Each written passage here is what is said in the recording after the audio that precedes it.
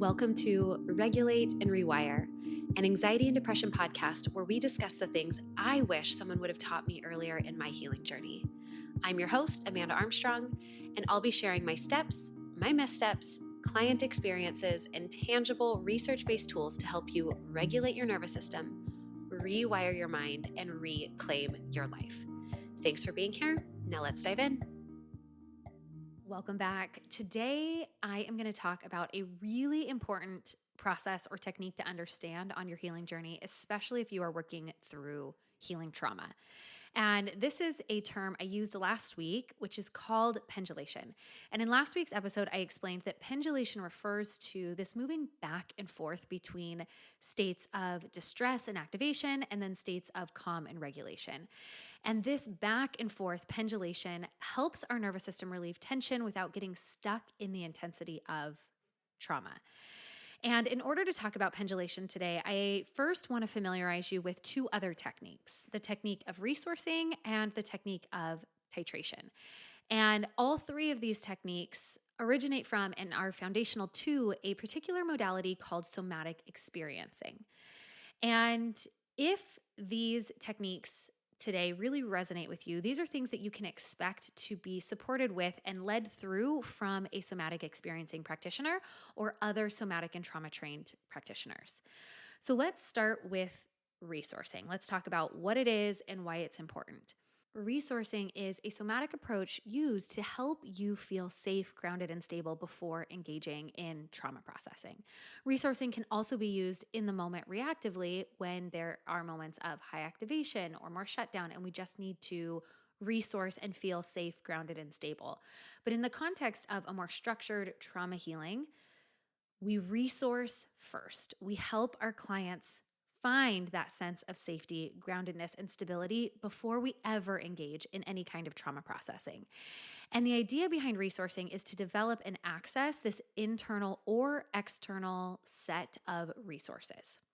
And resources, if you could see me, are in air quotes because they are limitless in variety. They are anything that help you evoke a feeling of safety, of calm, of capability, of strength. And they can truly be anything that helps you feel more secure or centered when you face stress or activation. So, some examples of resourcing might be petting your dog, looking out a window, stepping outside. It could be engaging in a visual orienting or somatic containment practice. It could be recalling a positive memory of a comforting person or place. Maybe resourcing for you looks like focusing on physical sensations, such as the feeling of your feet on the ground or taking a deep breath. It could be holding a warm cup of tea, listening to calming music, or identifying a personal strength. And an invitation maybe to you right now is to hit pause or later on think about what resources you already have. What is different resourcing practices or techniques that you already use, that you already find regulating, stabilizing, or calming? So resourcing is something that you can explore on your own. Like I said, you can think about it right now, come back later, make a list for yourself. Or if you're working with a practitioner, they will or should help you identify and build upon these resources. And the goal is to anchor yourself to a sense of security and remind yourself that you have the capacity for calm and groundedness, even when anxiety or trauma tries to convince you otherwise. And in trauma work, resourcing is essential because it establishes that foundation of safety before you address more challenging or distressing material. You might think of it like you're preparing to sail, and you wouldn't head out into that storm without a really strong anchor. Similarly, resourcing can act as your anchor while you navigate the storms of trauma healing. Resourcing is this crucial foundation because it allows you to safely explore more challenging emotions and sensations without getting overwhelmed. Which brings us to the second technique, which is titration. And this is about processing trauma or just hard parts of your healing step by step. breaking distress into small, manageable doses rather than confronting everything at once. And it's this gradual approach that prevents our system from becoming overwhelmed. It prevents re-traumatization. And this helps you to experience just enough discomfort to move you towards healing. We do not heal, we do not reintegrate or reprocess traumatic experiences comfortably. There is going to be a measure of discomfort, but titration ensures that this comes in small, manageable doses. And so in practice, this means you pause when emotions become really intense and you return to your resource. And then you revisit that material in even smaller increments. And over time, what this method does is it builds resilience and expands your capacity to heal safely. You become more comfortable with discomfort. You build a capacity, just like you build capacity with weightlifting, one rep at a time. Slowly but surely, you get stronger muscles. But if you were to go up to a weight that was way too heavy and try to force it, you're going to have injury. There's going to be re-traumatization of your physical body, and we can re-traumatize our psychological self as well. And titration respects our body's natural rhythm. It ensures that healing remains effective and sustainable. And it can be really frustrating. Sometimes we think, if I can just get it all out in one go, then I can heal faster. But remember, trauma is the result of something happening too big, too fast, too soon. And the healing, the antidote to that is often this really well-resourced, slow, titrated movement through reprocessing. So I want to give an example of what working with a practitioner without using titration versus using titration and what this might look like using the example of a car accident. And I want to give you that context in case this is a sensitive subject for you. Know that I won't be giving any detailed descriptions of the event itself, but instead sharing more generally the context of exploring it with titration and without titration. Let's start with the example without titrating. So imagine somebody who has experienced a traumatic car accident. In a therapy session, they are asked to dive straight into recalling every detail of the event, the sights, the sounds, the emotions. As they retell this traumatic experience, their brain and their body also relive the trauma and all of it at once, the sounds, the sights, the emotions, the thoughts. And their body starts to respond with intense anxiety. Heart starts racing, there's shallow breathing, maybe feelings of panic. This experience becomes overwhelming, and it may even push them to the point of shutdown. Their nervous system cannot cope with the flood of emotions and sensations, making it harder for them to heal in the long run. Now, take the same experience in a session with a practitioner who practices titration. So imagine the same person who's experienced a traumatic car accident. Except this time, in this approach, they start by focusing on a small, less intense part of the memory. Like, can you remember only the moment before the crash?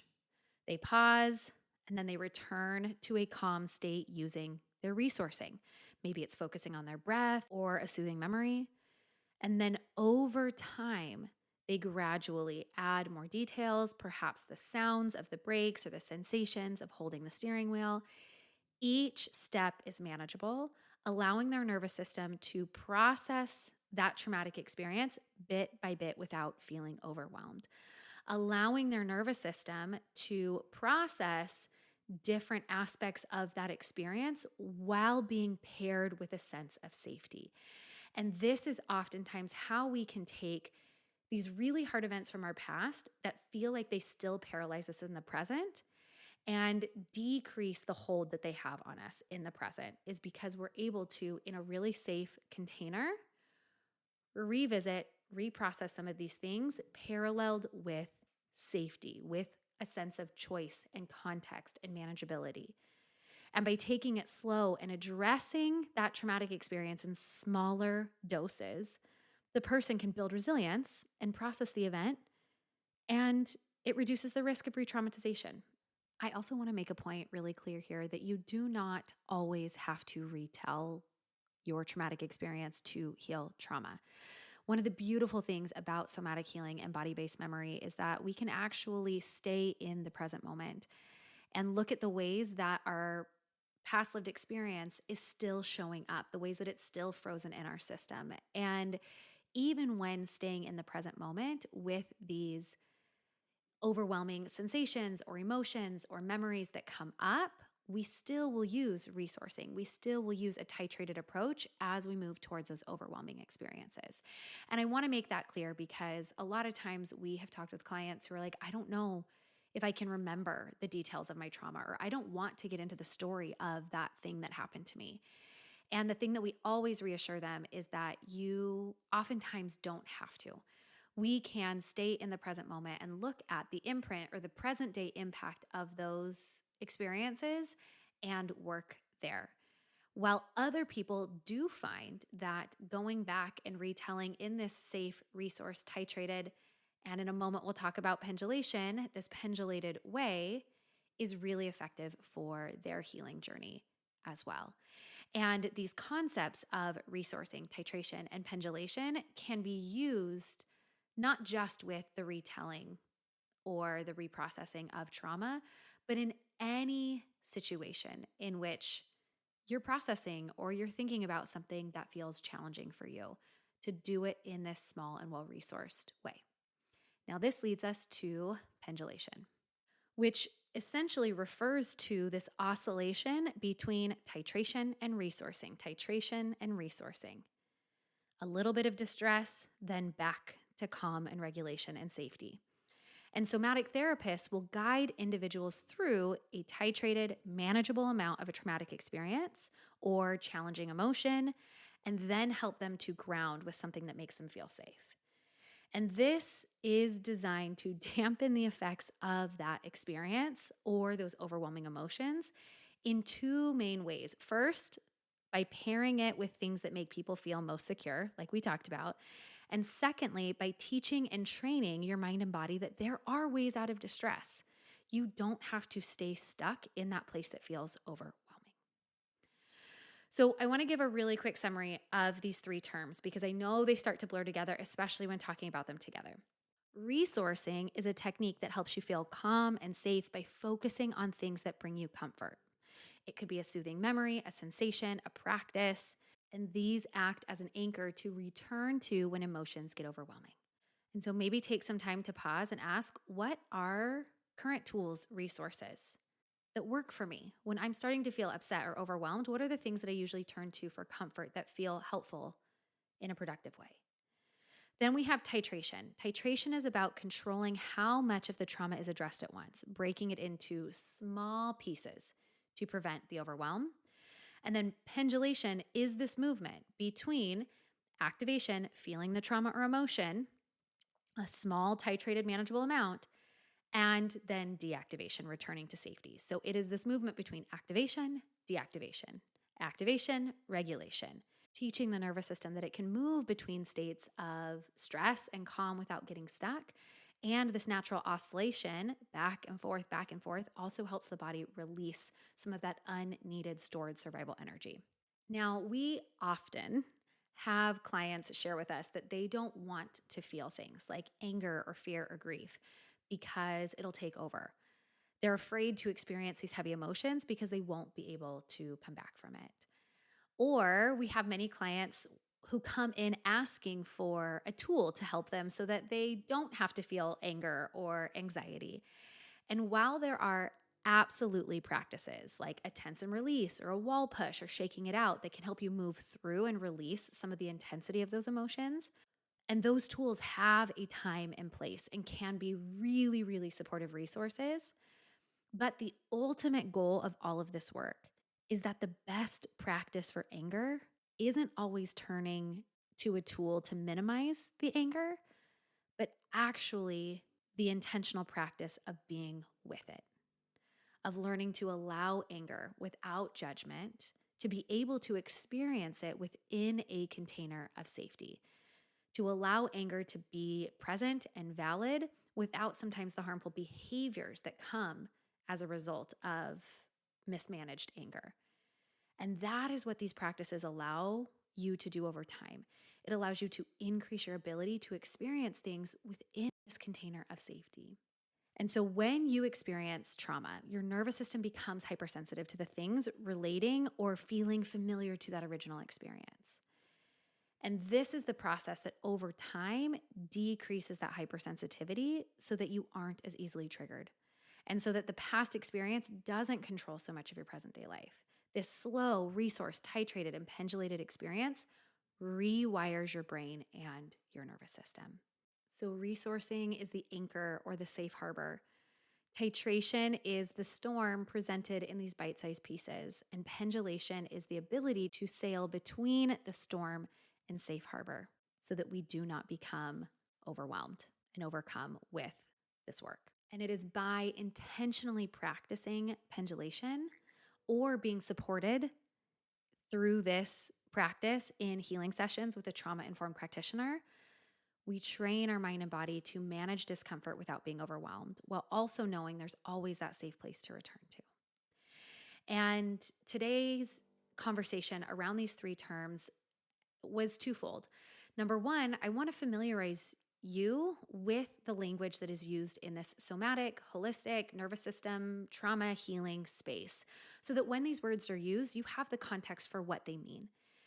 And the second reason I wanted to share each of these is for you to reflect on the current or past types of support that you received.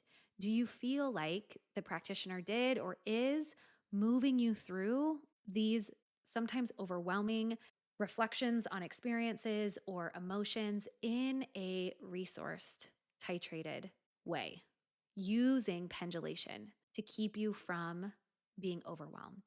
Because one of the things that we hear really, really often from clients who end up coming to work with us in practice is that part of their therapy experience was that they were asked within the first few sessions with a new therapist to retell and relive the hardest moments of their life.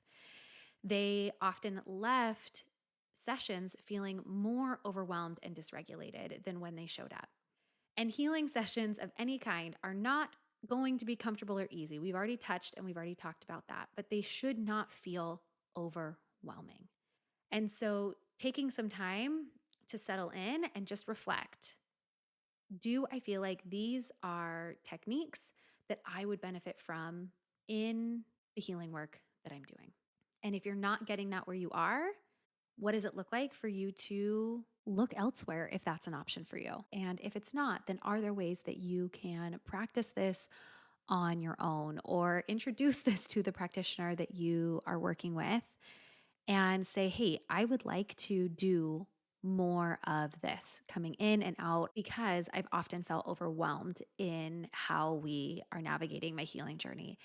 It is scary and it is okay. And it is so important for you to be able to advocate for yourself and the type of work that feels like what you need to your coach, your therapist, your providers, your doctors, anybody. And to remember that we are there to serve you. And any good, worth a darn provider is going to be grateful for that self-advocacy. We'll hold space and invite you into that self-advocacy if there are things that you can share with them that will make that process better for you. And now you have this language or these terms to ask. Is this something that they do in their work? Is this something that they're trained in, that they're familiar with? If you feel like it would serve you. All right, takeaways from today's episode. Number one is that retelling your traumatic experiences without titration and resourcing can re-traumatize your system. Your brain and your body oftentimes don't know the difference between retelling and re-experiencing that event. Number two is just another final invitation to reflect on the resources, the resourcing that you already have available to you.